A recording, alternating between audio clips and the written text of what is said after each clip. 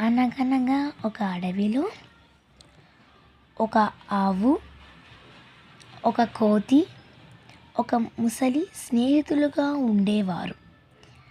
ప్రతిరోజు గడ్డి తినడానికి ఆవు కొలను వద్దకు వచ్చేది.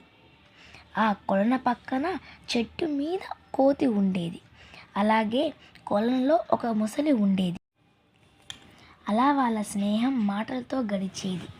ఒకరోజు కోతి ముసలికి కొన్ని పండ్లు ఇచ్చేది, మరికొన్ని పండ్లు ఆవుకి ఇచ్చేది. ఇలా వాళ్ళ స్నేహం మరికొంత పెరిగింది. ఒకరోజు ముసలికి దురాశ కలిగింది. అలా ఒకరోజు ఆవుని అవతల ఒడ్డుకు తీసుకొని వెళ్ళాలనుకుంది. అలా ప్రతిరోజు మాటలు కలుపుతూ ఎలాగైనా ఆవుని నమ్మించి అవతల ఒడ్డుకు తీసుకొని వెళ్ళాలనుకుంది. అలాగనే ఒకరోజు ఆవుతో ఇలా అన్నది,